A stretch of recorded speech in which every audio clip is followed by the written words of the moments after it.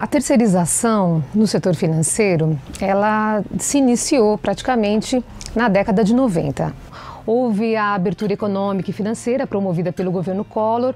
Então, os bancos que vinham de uma situação na década anterior de ter muitos ganhos com a inflação, tiveram que redesenhar a sua atuação no sistema financeiro. Então, quando tinha inflação alta, antes do Plano Real, era uma coisa. Você entrava num banco e o banco ganhava dinheiro, né? Ele ganhava dinheiro só com o fato de você depositar o seu dinheiro no banco. Tudo que o banco queria era que você pagasse uma conta no banco, porque ele tinha um prazo para ficar com esse dinheiro. Então, neste prazo, ele aplicava e ganhava muito dinheiro. Depois que a inflação passou a ser controlada, o banco também mudou. O banco investe muito em tecnologia, ele investe mesmo, né? Para, inclusive, mudar o foco do serviço. Fez de tudo e os bancos, no geral, fizeram de tudo para tirar os clientes da agência.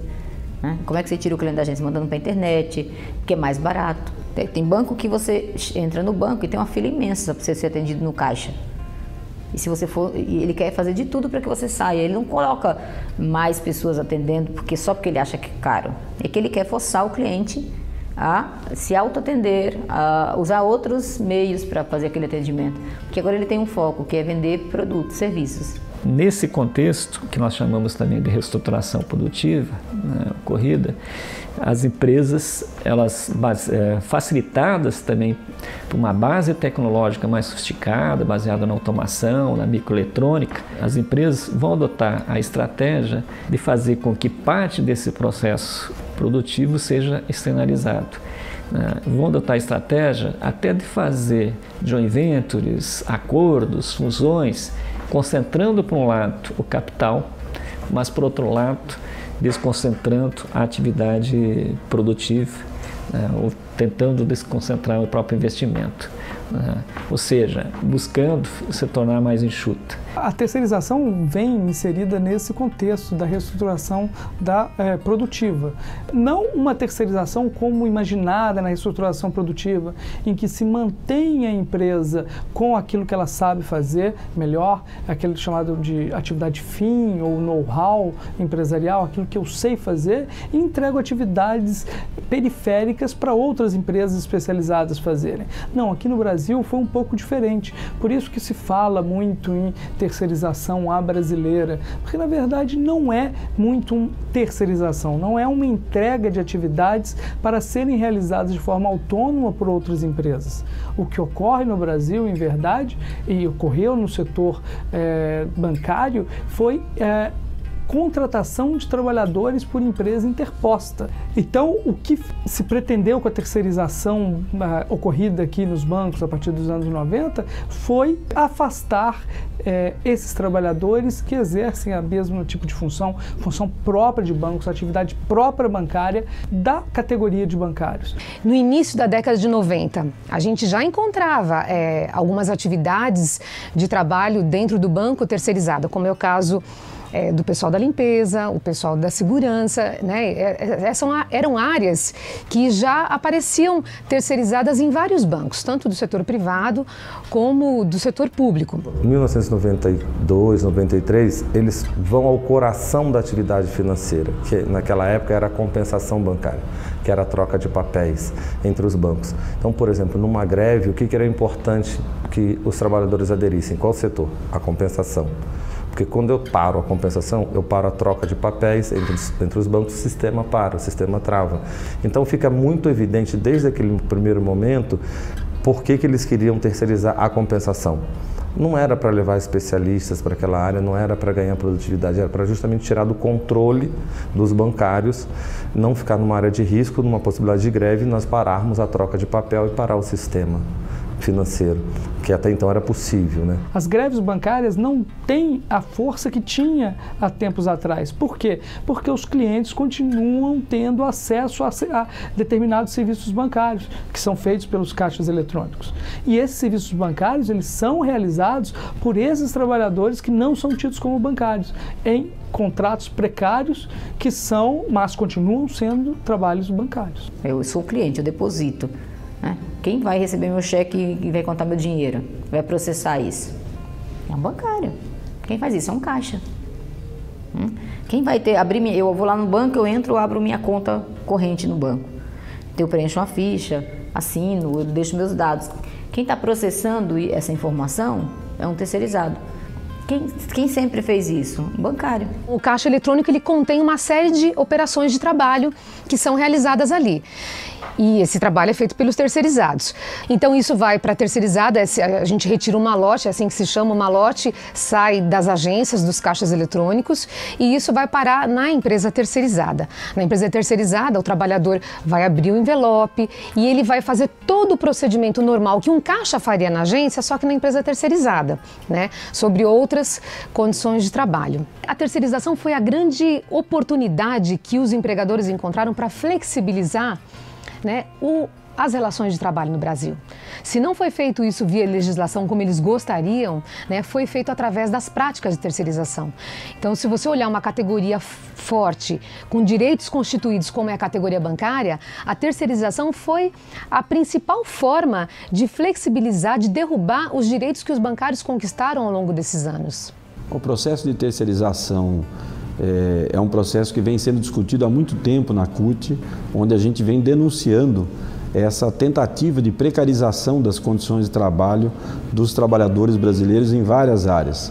Desde o início desse processo, que era no começo um debate sobre redução de custos das empresas e, portanto, a passagem de determinadas atividades para outras empresas, que a gente vem percebendo não só o aumento da terceirização, mas a sua utilização como forma de precarizar e de burlar a legislação brasileira em relação aos direitos da classe trabalhadora. A terceirização adquire uma importância extremamente grande na organização de toda a logística, de toda a infraestrutura que vão viabilizar as atividades financeiras.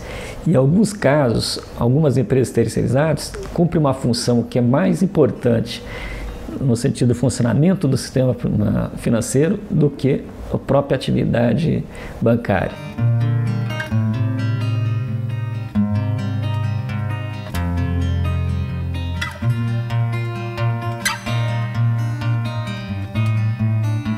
Dentro do conceito real de terceirização, nós temos efetivamente a vigilância, o transporte de valores e algumas funções de back-office, né, que é a preparação de documentos para processamento de compensação. Então, para os bancos, esta colheita, né, ou coleta de documentos e a sua preparação para o processo de compensação e contabilização é uma atividade completamente secundária. E aí a gente observa que os bancos, nessa discussão da atividade fim, eles definiram que o fim é apenas a relação com o cliente. Então, assim, o bancário é aquela pessoa que está na ponta, na linha de frente, só para se relacionar com esse cliente. Todas as etapas do processo de trabalho podem ser terceirizadas segundo o conceito do banco. Só que nós temos outras formas de terceirização que também são bem agressivas, que é, por exemplo, o caso do correspondente bancário. Hoje nós temos aproximadamente 180 mil pontos de correspondentes bancários. Esses trabalhadores não são vinculados à categoria bancária, têm contratos e categorias completamente distintas no formato de contratação, né, no seu contrato de trabalho, nas suas condições de trabalho. Criou a figura do correspondente bancário para atender agências que não tinham ou municípios que não tinham agências bancárias. Né? E ela foi completamente distorcida, essa ideia, e foi utilizada para baratear para o banco, né, um serviço que o banco, inicialmente o banco não tinha mais interesse de fazer, pagamento de conta, por exemplo, conta de água ou de luz, porque como a inflação está controlada, ele não ganha com dinheiro parado na conta. O correspondente não bancário, que esta é a expressão correta, o correspondente não bancário, ele tem uma atividade principal diferente da prestação de serviço para banco. Então, na verdade, o correspondente não bancário tem hoje um papel extremamente importante na sociedade brasileira para aumentar a capilaridade do próprio sistema e levar alguns serviços bancários, não todos, obviamente, alguns serviços bancários mais perto da população. Essa é uma posição absolutamente unânime entre os empresários, que é quase que uma tentativa de dizer que tudo pode ser terceirizado, porque é um discurso, inclusive, que tenta mostrar à população e à sociedade em geral que estão fazendo isso para facilitar o seu serviço. Na verdade, o que o banco deveria estar fazendo é contratar mais funcionários para melhorar a qualidade do atendimento ao cliente. Qual que é o lado bom? Por que a população gosta? Porque nos lugares que não tem agências bancárias, você pode entrar em qualquer lugar e pagar uma conta. É óbvio que a população vai gostar disso. Mas é claro que se ela tivesse o contrário, um atendimento sem filas numa agência bancária, mais agências naquele lugar, ele vai preferir com segurança. Óbvio que a população também ia preferir isso. Entendeu? Que a ela não foi dada essa opção. Quanto à segurança, né, dos dados de clientes, né, o que nós chamamos do sigilo bancário, ele está em risco hoje, né? Nós já divulgamos, inclusive, em grandes jornais, conta de personalidades aqui do Brasil que tiveram o seu sigilo violado, porque hoje os bancos não estão preocupados com isso. Os trabalhadores terceirizados, eles têm acesso a diversos dados dos clientes. Se não é apenas o extrato, há dados confidenciais sobre a residência, sobre o volume de bens que eles possuem, sobre o saldo, sobre o tipo de movimentação que ele faz através do cheque que ele olha. Quando nós dizemos o terceiro tem acesso aos dados de clientes, o acesso que ele tem é o que a loja tem.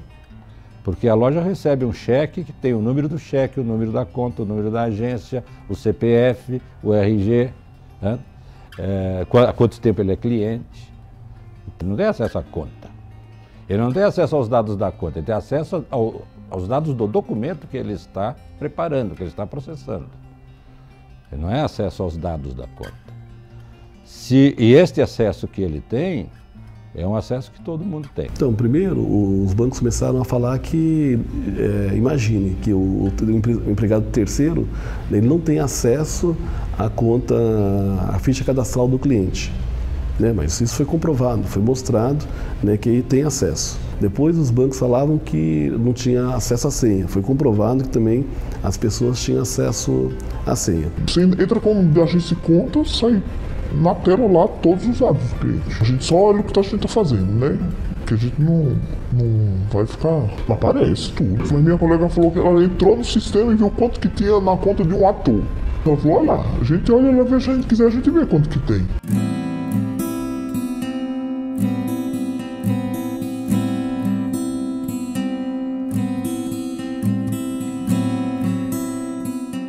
Os bancos, pensados como grandes corporações, têm terceirizado em larga escala. E quando terceirizam e repassam atividades de trabalho que antes eram feitas pelos trabalhadores bancários, já se computa, né, que há uma diminuição dos custos efetivos com a força de trabalho. Por isso que o trabalhador terceirizado vai receber aproximadamente 1/3 do que recebe o trabalhador bancário. Só que quando a gente olha, né, para o padrão de contratação que os bancários conquistaram, a gente vai perceber que os trabalhadores terceirizados não têm apenas uma perda no seu salário.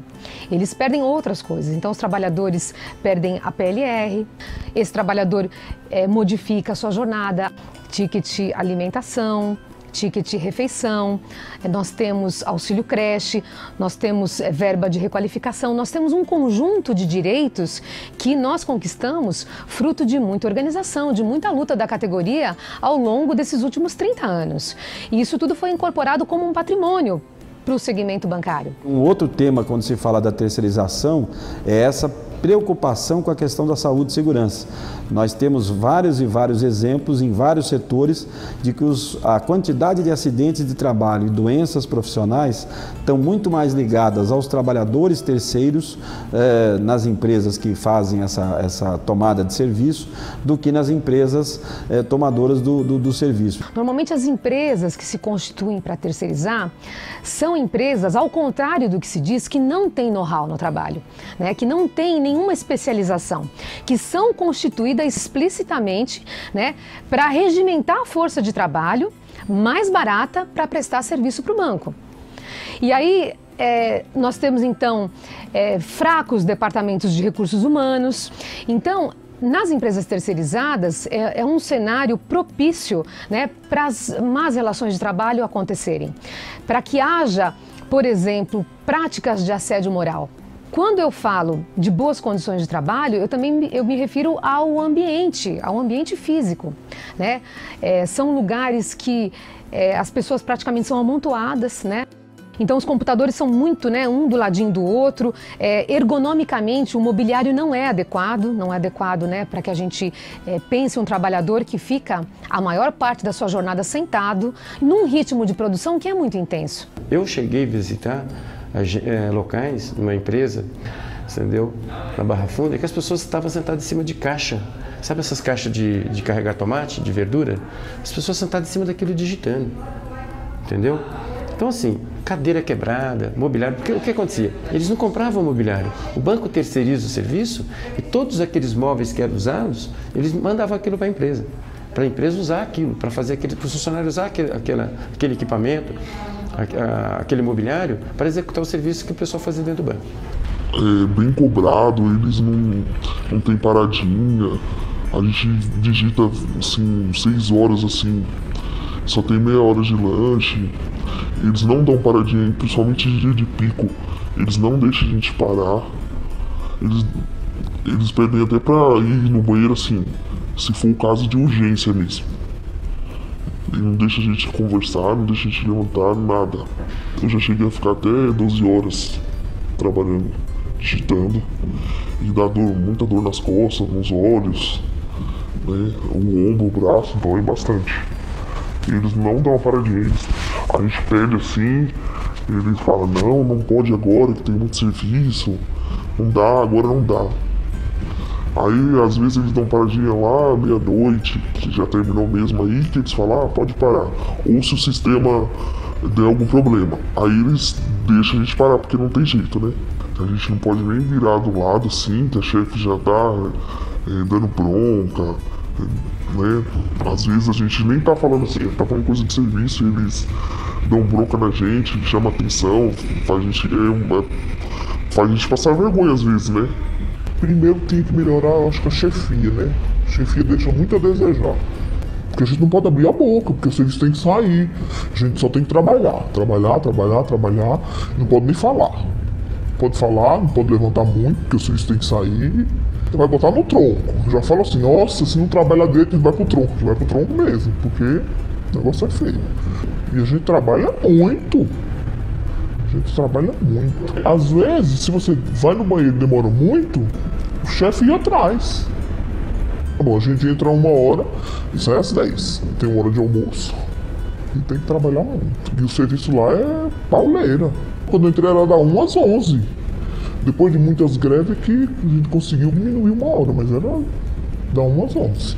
Desde que eu entrei, sempre falaram assim, que era assim, se você não ficasse lá extra, você ia ser mandado embora.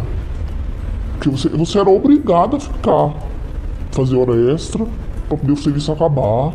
E essas pessoas não suportam, ela suporta até um tempo, né? Essa pressão muito grande, porque vai gerando uma fadiga contínua. Acaba ou pedindo a sua demissão, ou a própria empresa demite quando percebe que ele não está disposto a dar mais do que ele pode dar, porque a saúde dele está sendo comprometida. As condições são péssimas, ainda que tenham melhorado, as condições de som, iluminação, segurança do trabalho, não tem a menor... Tem lugares que você chega que nem banheiro tinha para as pessoas, separação de homens e mulheres. Então, assim, essas condições são jornadas de 14, 15, 16 horas contínuas por um período muito longo. Então, assim, as condições ainda são muito precárias. Então, trazer isso para a mesa de negociação é importante, mas tem que ter mobilização desses trabalhadores para ver uma reversão. Então, o sindicato tem um papel fundamental, que é mobilizar esse trabalhador para acompanhar esse processo de negociação. Porque a gente quer reverter o processo de terceirização, é óbvio, mas não a qualquer custo. A gente quer resgatar primeiro a dignidade desse trabalhador, que foi muito aviltada. Já há anos o Ministério Público vem se preocupando com a questão e, juntamente com o Ministério do Trabalho e Emprego e os próprios sindicatos, nós implementamos determinadas ações de inspeções em bancos, pegamos grandes bancos e de forma concentrada, conjunta, nacional, nós fizemos um levantamento total da situação. Nós vimos mesmo a precarização de trabalho, vimos a ilegalidade da situação, a utilização dessas empresas para a fuga da categoria de bancários, dos direitos bancários, e ajuizamos ações em várias partes do Brasil em face desses bancos, com a questão da terceirização. O sindicato foi o grande denunciador nesse caso, né? Eles trouxeram todas as resoluções, toda a evolução e fizeram várias denúncias. Todas as ações foram propostas a partir da denúncia do sindicato. Eles participaram, inclusive, das inspeções conosco e nos ajudaram a encontrar terceirizados em todos os ambientes, né? Já fui em banco em que eles sabiam onde tinham os terceirizados, então eles já nos levaram diretamente na sala onde eles estavam. As ações foram propostas com farta prova, então nós fomos a vários bancos colher provas, entrevistar os empregados que lá estavam e conseguimos reunir provas suficientes para ingressar com ações civis públicas.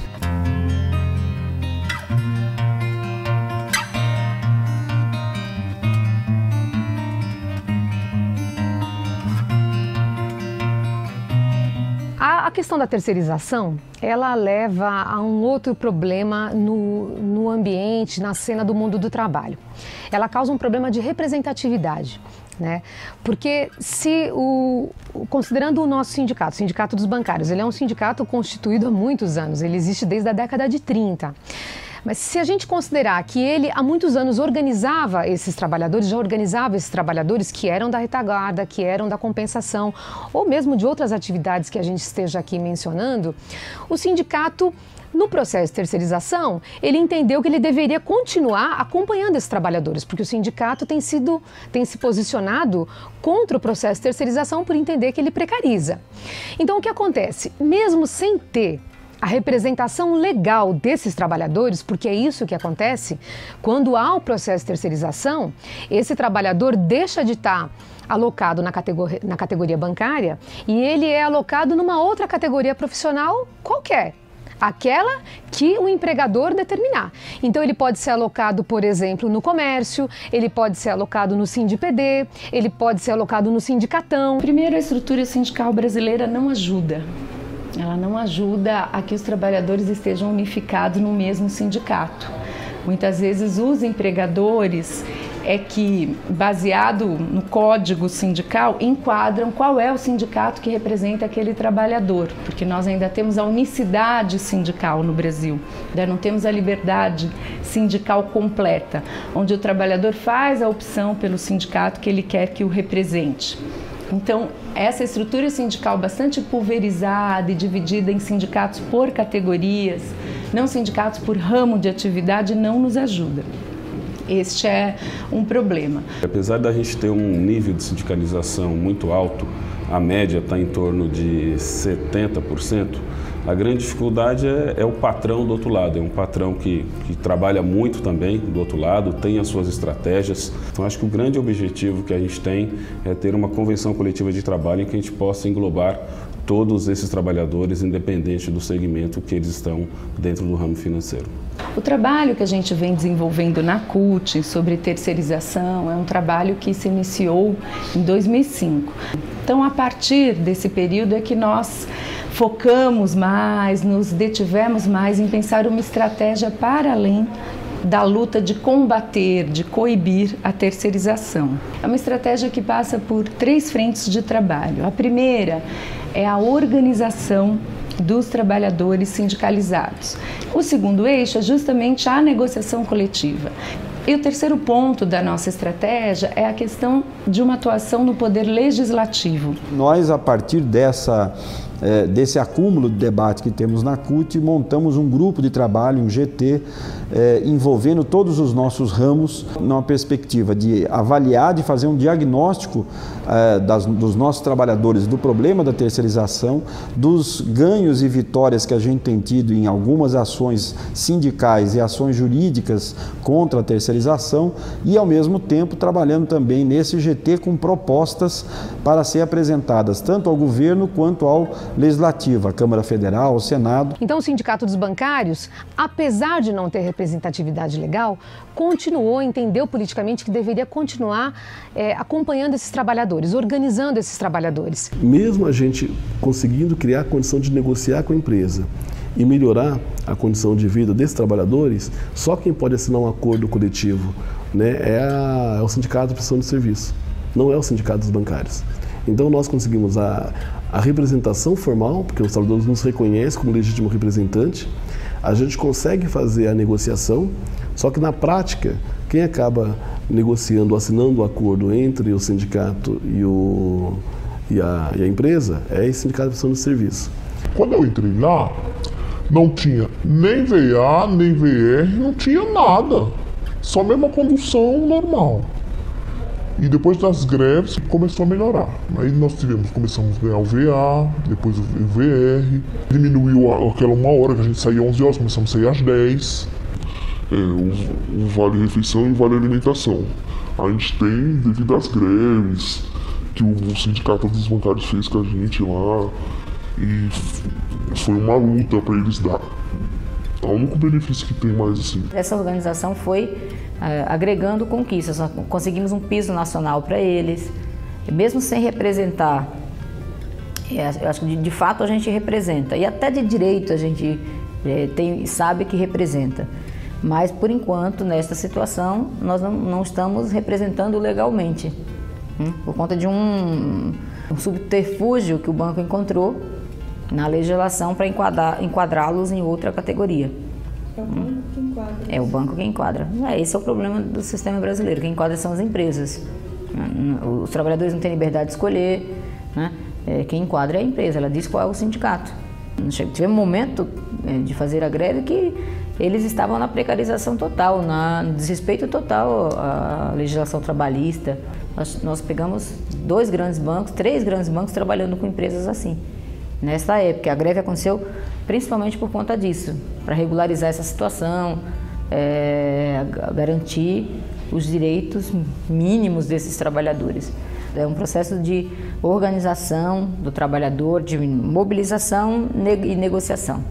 E também, a gente também atua com a frente jurídica. A gente tem ações judiciais, mas essa, por exemplo, nós não apostamos muito. Não é a nossa prioridade. Ela é uma parte da nossa ação. Ela está lá na nossa ação. Porque vai depender da interpretação que o juiz der para aquilo. Se o juiz entender que não é atividade fim, ele não conhece o banco como a gente conhece. Se ele entender que não é uma injustiça, que está dentro da lei e que, sob o ponto de vista dele, a interpretação que está tudo ok, a gente perdeu. Não interessa para nós só uma disputa que gira em torno da vinculação desses trabalhadores ao sindicato. O que mais nos interessa é saber que esses trabalhadores realizam atividades que, na ponta, geram o lucro que o banco tem. E o que nós queremos, então, é que esses trabalhadores sejam valorizados, sejam respeitados nos direitos que foram constituídos na categoria bancária depois de muitos anos de luta. Mas a luta principal é a luta do combate à terceirização, o combate à precarização das condições de trabalho e a necessidade da gente construir no Brasil uma legislação que dê suporte e garantia para que os trabalhadores possam sair dessa situação que hoje se encontra. Então, ela, como é uma realidade hoje dada, a única forma de enfrentá-la é regulamentando.